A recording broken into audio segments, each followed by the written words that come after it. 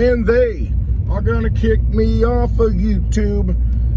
Oh, that's a big Swear song. Yesterday I made a second video. By the way, today is Thursday, October 20th, 2022. Yesterday I made a second video in the afternoon, just kind of ranting a little bit about the current situation and politics and the state in which I find myself right now. But there's a governor's race, and I ranted on the current governor and his running opponent running against him, and how basically it's all fluff and they really don't bring up real issues like what the root causes are of the problems. They just bring up those single issue topics. I love that. He's always walking his dog out there, little doggy. So they've got single issue topics like talk about abortion or talk about, that's like the only thing they talk about. That's the one thing. They don't talk about what gets you into the problem. That it's the money, that it's the overspending, it's the making promises that you can't keep, it's your mouth writing checks that your butt can't cash, that kind of thing. So it really does come down to the money and the control of the money and the people who control the money, and that's why they go into office as, people who are, I don't know, some of them have money when they go in, like the current governor, he's a billionaire. But, so why would a billionaire want to be governor? Ask yourself that. In the prior election, it was two billionaires running against each other. But you've got two wealthy guys again running against each other. And I guess part of the thing is they can afford the time to do it. Whereas, people like us, it's like, well, we got to work. We've got to make sure that we make money and just scrape by as we're getting, our dollars getting inflated away. And hopefully we can keep our heads above water, take care of our families. Meanwhile, they're in a different position to where they've got the free time to do it. So that's one aspect of it. But why is it so many politicians, they go into politics, they don't have a lot of money, and they come out multimillionaires? Look at the Clintons, the Obamas. How's that happen? I guess it's just book deals, the book deals. There's another money laundering operation right there. But when you play the game, when you support the casino, you benefit because they can create as much money as they want and they can get it to you any way they want. They'll put your son in charge of an energy company in Ukraine. Like I said, they'll give you a book deal. Nobody reads it. Sells a lot of copies though. Don't know how. It's the #1 bestseller list. But that's just how the game is, and that way it's it's kind of the legal way of laundering money. So that's how they roll. That's what they do. That's why they want to be part of the grifter system, because they know you can create unlimited amounts of money when you're in office. You can give unlimited deals to your buddies so that when you're not in office, you might become the CEO of a big energy company or Halliburton or something else. But that's the game, and we all kind of realize that the game's there. The question is, and what I got into yesterday, what are we doing about it? What are we doing to fix it? I can complain all day long, but then I ask myself, okay, what action am I actually taking? What am I doing rather than complaining about it? And all of us can say that. What are you doing to make things better? And I guess in my small way, I look at it, here's my journey. I knew things were wrong early on in my life, since I first had consciousness, I guess, that awakening moment. I knew things were wrong. Felt like I didn't fit in, felt like this, why am I in this world? Because this world, it's almost like I'm an alien. And it's just the systems, the groups, the people, the way things are run, just didn't seem right. Just didn't seem natural, I guess. And so I didn't resonate with any of it. Didn't care for any of it. Don't care for it at all. It's kind of a struggle to live, knowing that things aren't right, knowing that things are artificial, because I've always had that sense. And so as I got older, looked at it, okay, went to school, did what I do, know how to play the game, know how to get through it, know how to play ball. And, got my degree, college degree, thought, I'm going to be a teacher, because I want to educate people. I want to wake people up. Yeah, I didn't really care for that. And so, did a few other jobs, ended up where I'm at now. Been working this job for quite a while. It offers the ability for me to be free enough to where, I can make this video in the morning. I can work from home. And so that's kind of a nice thing. I don't have to fill the tank and drive 30 miles to work every day and 30 miles back and go through traffic. And, I don't have to deal with that anymore. So that's a good thing. Put myself in a position where I'm happier. But I always knew that things were broken. Always, just always felt that way. Things were artificial. I remember the run up in the stock market, back in the mid 90s to the 2000, the big tech boom, internet bubble. I'm like, this is unsustainable. This just doesn't feel right. I mean, housing prices going up. I mean, this does not feel right. Same thing in the housing run up after 9/11 when they threw money into the economy and just pumped it and pumped it and pumped it and go out and spend. Take on the biggest mortgage you can, buy another home, 3, 4, flip them, and then it all collapsed. But at the time in the run-up, I had people telling me, oh, you need to move to Florida, oh, do this, it's the best time to not making any more land, the same thing you hear all the time.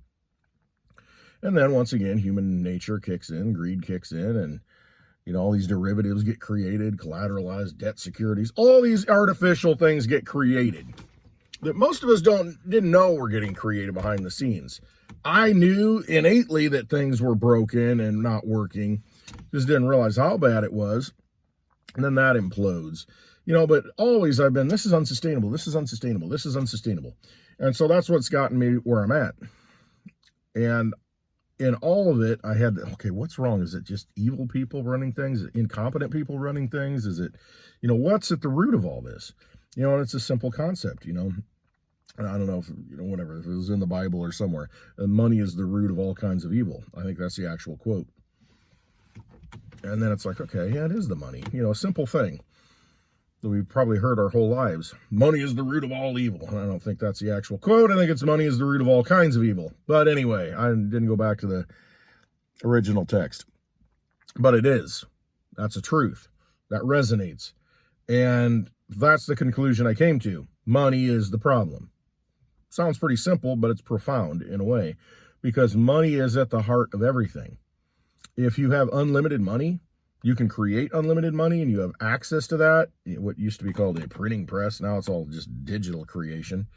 But if you've got access to that, you are going to become corrupt because you are going to put that money into things where it should not go.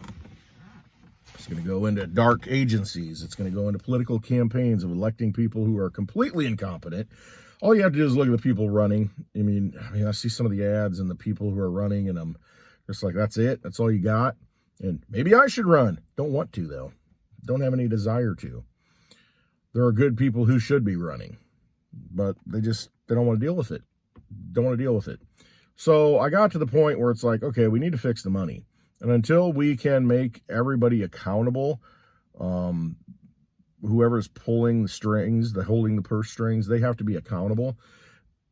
And then I thought, well, how do you change that? How do you change that? You've got a Federal Reserve System. Do you eliminate the Federal Reserve and then you print money out of the Treasury or create money out of the Treasury? It's got to be tied to something. It's got to be limited and restrained in some way, or else you're going to end up with the same problem. People are just going to vote for more money and more handouts because that gets them reelected. Hey, I'm going to send goodies home to you. Okay, cool. But do something about the debt. Yeah, right. Not as long as I'm getting my goodies.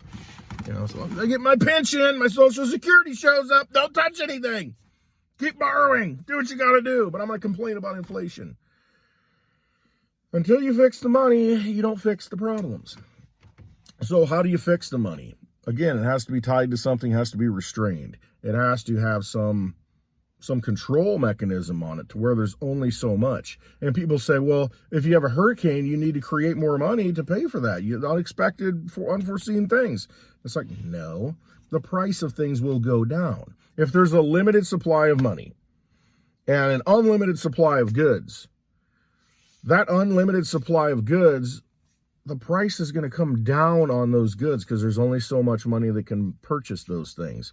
So, what costs $1 right now? Okay, let's say a bag of chips. I don't even know what they cost. $5 right now. If there's a fixed supply of money, you're going to say, you know what, I don't need those chips for $5. You know, I need this over here. And then the price of those chips are going to go down. And it becomes a deflationary environment. And there's nothing wrong with that. Your money becomes more valuable in that kind of environment because there's only so much money to go around. And that's a concept that I don't think a lot of people understand. It's like you don't need more money to pay for things like natural disasters. If you have a pool, fixed pool of sound money, there's only so much to go around. And it's going to get spent more wisely. And then you can argue, well, the people that have the gold, you know, they make the rules. Yeah, kind of.